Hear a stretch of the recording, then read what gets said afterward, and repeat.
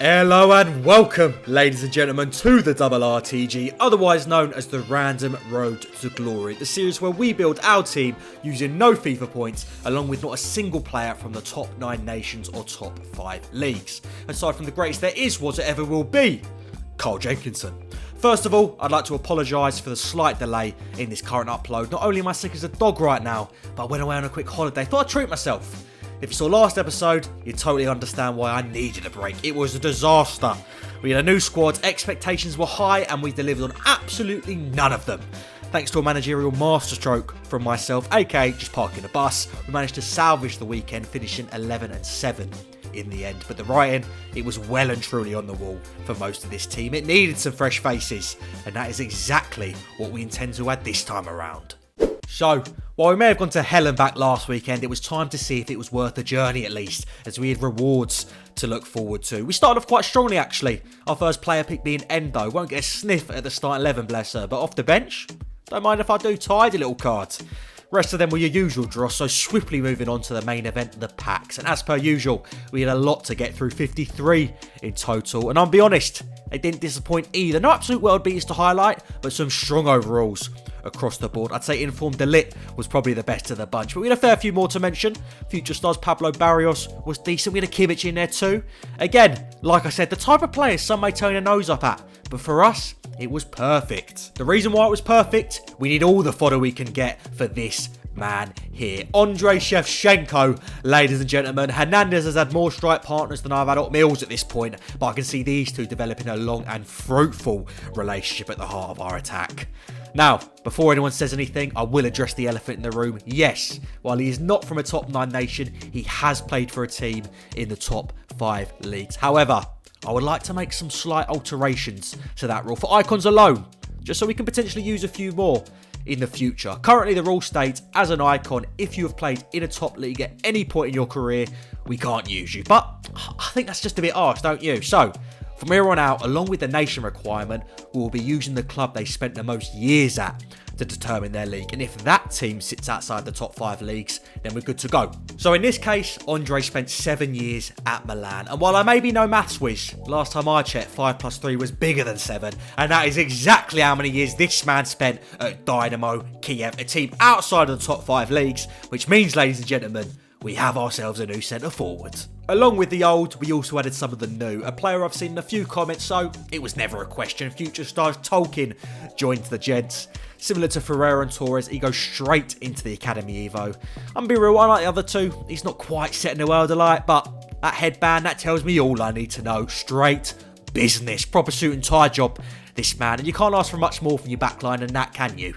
So with that, we'd made 2 big additions, which meant it was time to say some goodbyes. They won't be fun ones though, these 2 are absolute bollocks. First it's O'Reilly to say his farewell, swiftly followed by Big Al. Neither of you 2 will be missed. In their place, well, did I have some crackers lined up for you? It was clear last weekend scoring goals was certainly not an issue, but keeping them out, well, that definitely was. So that's where the focus was, and that's where the money was spent. Firstly, a player I've been eyeing up for a minute now, just didn't have the funds to get it over the line, but that all changes this week as we welcome Khalid. What do you know about that one? It's the Senegalese brick shithouse to join the squad. Him and Kouate's at the back, teams are going to be too scared to shoot, let alone score. With that addition, we had all the muscle we'd ever need. Time for the pace, and they don't get much quicker than this man here. El Yamik. Anticipate, aerial, 88 pace, and quick step plus. He's absolutely no right to have that as a playstyle plus, but I'm the last man to complain. Welcome to the team, son. No more purchases for now, meaning this was the team we started this episode with. Still some holes in the squad, but with the future stars boys plus our new buys in there, we are looking much better. Still debating who's going to be at left mid, so we got old reliable Matt Leckie in for now. He will surely do a job for me. It certainly isn't final. We've got a fair bit of money in the bank, so don't get your knickers in a twist just yet, but it is a start, and that is the important bit, because boy, do we have a lot of work to do. As per usual, almost half our team at Evos, and these ones, they're no joke. There are games to be playing to get these finished up, so we're not wasting any more time. Let's get stuck right in. Here we go then, game 1.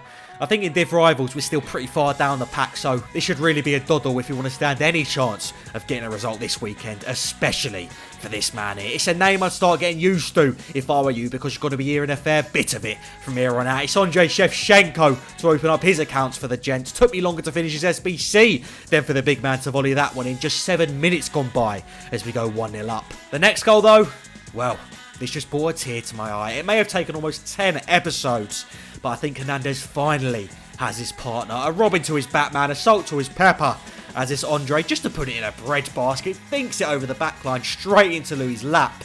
And he don't miss from there. 2-0.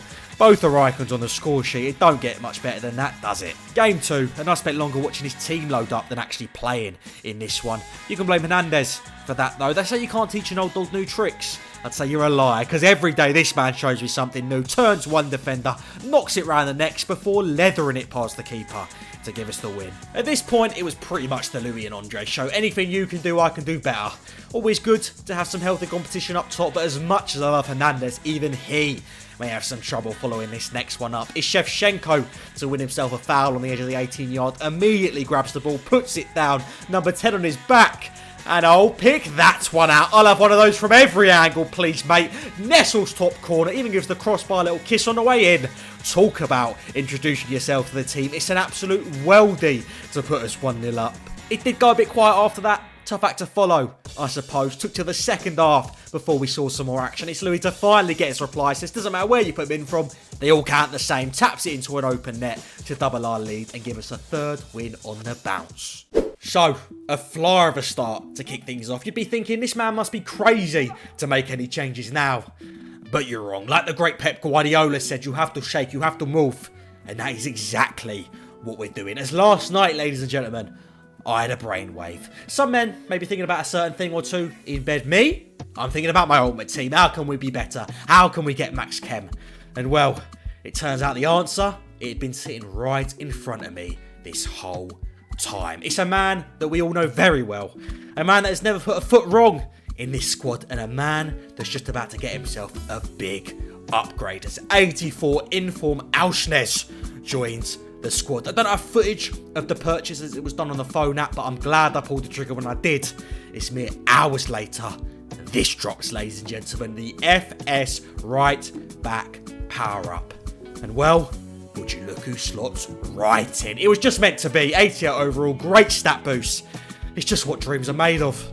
To add to that, the bloke, he is now nowhere to be found. Footbin says he's going for 200 big ones. But did we buy him for? A mere 50. United about to give Dan Ashworth the role of sporting director. Deals like this though, I'd give me the nod. It's a sensational bit of business and a huge upgrade for the gents. Speaking of upgrades, this little reshuffle meant we had room for one more, and it's another man I've seen suggested once or twice. Bonu, his time has been close to up, and with this purchase, I think that bell has finally rung as this dynasty's mending to join as our new number one. He's 6'6" and he looks like he can save a ball, so hopefully we're on to a winner. And with that, ladies and gentlemen, this is our new team. El Yamik had a decent shift at centre-half, but wasn't working chem-wise, so it's fan favourite Bar to come back in at right-back. Still waiting for that Evo, if you're listening EA. It's not like we're in February or anything, and I still can't upgrade a 79 overall card. But regardless, with him in the starting 11, we are complete. 87 overall. Max chemistry for the first time in this series' history. And more than anything, absolutely beautiful. So with that, we were straight back into it, back on the Evo Grind. And to kick things off, it's a man that's yet to be upgraded.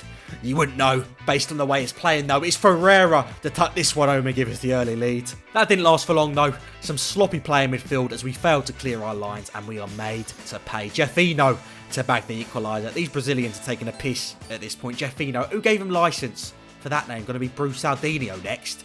Regardless, I wasn't too happy, so similar to last weekend, I dropped us into a 4-2-2 just to keep things secure in defence. And well, the boys, they didn't look back. 16 minutes and it's the man of the hour, Torres, to get us back on top, passing around him like as a set of statues for slotting this one bottom corner. We weren't done there though. You know, when this man stood over a dead ball, something exciting's going to happen. And this one, well, it was no different. Off the crossbar, off Aubameyang and into the back of the net. 3-1. And the floodgates, they were well and truly open at this point. And the boys, they were lining up to add to the stat column. Pick of the bunch go to the Ukrainian, though. I may have seen JCB's turn quicker than that, but you can't argue with the result. Back of the net to give us 5 before it's Torres to cap this one off. Slices through his back line to get him his second of the day. A big win to send us on to this next one. And I must preface this by saying, I don't know who you are, but I've got so much time for that squad. Sheffield Wednesday from head to toe.